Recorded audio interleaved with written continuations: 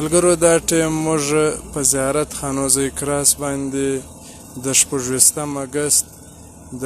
مانګی ډیم د شهداو مدثر خان ورور مزمل خان د پښتون یوسف ډیپټي چیرمن د موږ سره ناست دی. د ده څخه به پوښتنه کوو چې دا واقعه څنګه او کله منځته راغله. ډیره مننه ستاسو د ملګرو د وحید خان. دا واقعه په 26 اګست منځته راغله کله چې موږ هلته یو بل هدیره کې وو. نو هغه ماښام باندې یو خلک راغله چې دلته چونکې یو غټ ډیم جوړېږي چې مانګي ډیم یې نوم دی. د هغه پر سایډ کوچني ډیمونه جوړېږي، چک ډیم ورته وایي. نو چک ډیم سره یو ټیکهدار خپل کار کاوه. نو د هغه ډیم ته چې کوم مزدوران دي هلته مسلح خلک راغلي وو چې اسلحه برداره وو، هغو سره اسلحه هم وله، مطلب هر قسم بومان هم ورسره وو، هینډ ګرنیټ هم ورسره وو، دستي بومان هم وو. نو په هغه کې داسې وشو چې موږ په یوه هدیره کې وو، زما خپله انا مړوله،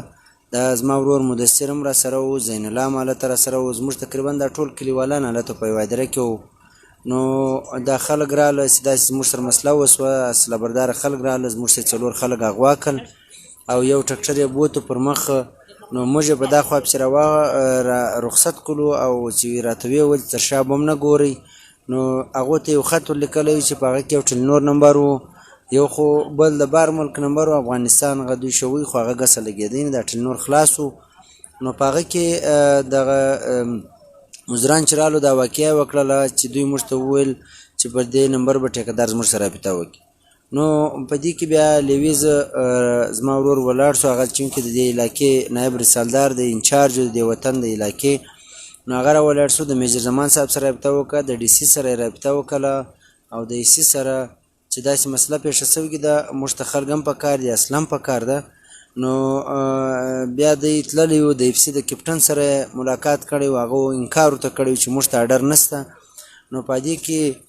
بیا ډي سي دوی ته ویلي چې اف سي نه ځي، نو تاسو خپل کاروایي جاري وساتئ، خپل کار وکړئ. بیا دوی د شپې هم تللي وو، چونکې ما منع هم کړل چې داسې تاسو نفري کمه ده، باید تاسو نسئ ولاړ. نو دوی ویل چې موږ ته د ډي سي صاحب حکم دی، موږ به لازمي ځو. نو دوی بیا د شپې تللي وو، هلته یې د هغو سره متبادل فایرینګ شوی و، مقابله یې ټوله شپه کړې وه. دوی ته د کومې چې ګولۍ دي کارتوس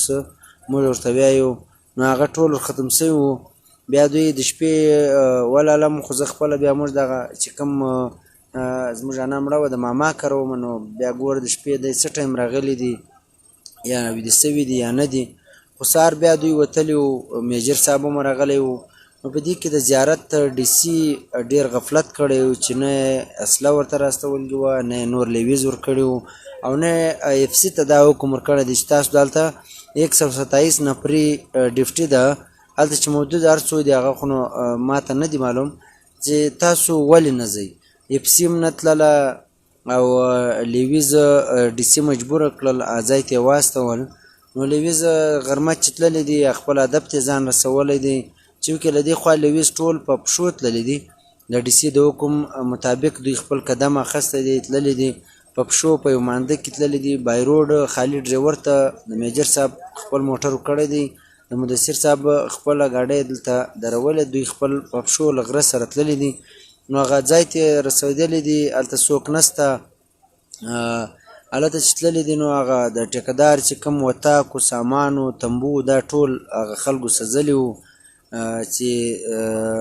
نو دوی نور لیویز د ځان سره بیولي وو، د هغه مشنري ډریوران یې راغوښتي وو او هغو ته یې لیویز ته یې ویلي وو اسفایانو ته چې تاسو دغه مشنري او دغه ډریوران به دا مشنري روان کړي، واپس راسئ. دوی له هغې خوا په ګاډۍ کې دواړه سره کښېنستلي وو، را روان سوي وو. نو په دې کې دوی دا چې د کوم لږ دغه ډیم څخه مخته راغلي وو، نو هغه دلته ریمونټ کنټرول بم ډیوایس و چې هغه یې پر پټاو کړی و. نو ریمونټ بم د دې وجې پر پټاو کړی و چونکې له دې خوا یو ډریور و، هغه بم نسو پټاو، که چیرې دا د مین روډ هغه خو چې د هرې خوا ګاډۍ پر تېرېږي نو دا مین پټاویږي. نو چونکې دا ریموټ کنټرول ډیوایس زه په دې ورته وایم چې د هغې خوا میجر صاحب زین الله او مدثر د هغه سره نور درې سپیان چې زخمیان دي زموږ وروڼه نو دوی چې په ګاډۍ کې کښېنستل چې دا ځای ته راورسېدل دوی ریموټ پر ووهلی دوی یې وړاو کړ څنګه د دوی هدف دغه خلک ولو چې مدثر و زین الله او میجر صاحب یا خاص کر مدثر و زین الله دا زموږ په کلي کې دوی نه پرېښتول دوی ته ویلي وو چې تاسو په زموږ په کلي کې نه ګرځئ موږ دلته چونکې سیول اداره یو سیول انتظامیه و زموږ د کلي امن امان موږ خپله سمبالوی سو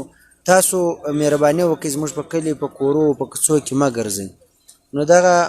خبره دوی ورسره کړې وله نو په دې کې ډېر وختي هم مدثر دا کپټن غوښتی چې زموږ په مخ کې تاسو رکاوټ یاست هغه ورته چې زه بالکل د امن امان دپاره به زه ګام اخلم ستاسو چیر ډیوټي ته پر خپل ډیم کښېنئ زموږ په کلي یا په غرو یا په چې کوم مالداري کوي په هغو خلکو کار مه لرئ نو دا مجلسان یې ټول ورته کړي وو نو بس دا واقع پېښ شوله له هغه بعده خو نو نه ډي سي وو نه دغه وو نو بیا چې موږ رالو چې کوم ټایم موږ اول پرلت هلته کښېناوو نو په هغه پرلت کې بیا ډي سي رالی چونکې موږ هغه ته وویل چې ستا خو نو تا وکړم زموږ خلکو ته په دې بغیر وکړه چې روډ نه و کلیر د شپې خلک راغلي وو نو بیا دوی مقابله کړې وله تا به دا بم ډسپوزل ورستولی چې کې مدثر و میجر صاحب رابطه هم ورسره کړې چې موږ ته بم ډسپوزل راواستوه موږ ته نفري راواستوه پر دې هېچا هم مطلب غوږ نه ونیو د دوی خبره یې نه واورېدله دوی یې مجبور کړل دا ځای ته نو دوی د حکم مطابق دوی خپل کار وکړه او جامع شهادت یې نوش کړه د دې ذمهواره ډي سي دی اف سي دی او په دې کې اف سي برای راست ملوث چې اف سي د ورځې تللی ده پر هغه بم نه دی پټاو شوی اف سي نه پر ګاډۍ بم پټاو شوی دی نه پر اف سي پر خلکو چا فایرینګ کړی دی صرف لیویز نشانه و مزمل خان نن ستاسو اتمه ورځ ده چې تاسو په درنه باندې ناست یاست تاسو پر لت ناست دی نو د حکومت لخوا ستاسو سره څه د مذاکراتو په حواله څوک راغلي که هغه پیشرفت شوی موږ سره شیر حکومت لخوا دوه واره د وزیر داخله په سربراهي کې چې په هغه کې زه زموږ خپلې پارټۍ صوبایي صدر اظهر خان اچکزی هم و دوه واره دوی راغلي دي له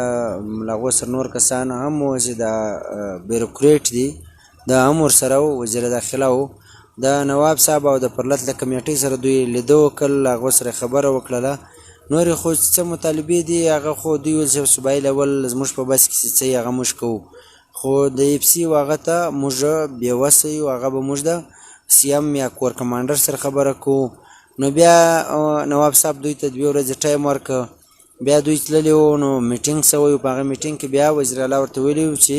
زه د کور کمانډر او جي اف سی میټینګ راغواړم نو هغه میټینګ تر اوسه پورې نه دی شوی زموږ له حکومت څخه زموږ چې کومه په اوله مطالبه ده چې کوم موږ ډېر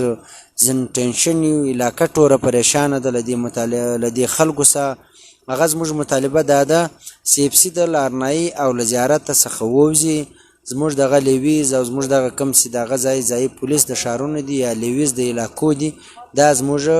امن امان هم ساتلی شي زموږ حفاظت هم کولی شي نو موږ دا غوښتنه ده چې اف سی د زیارت او لارنایي مکمله ووځي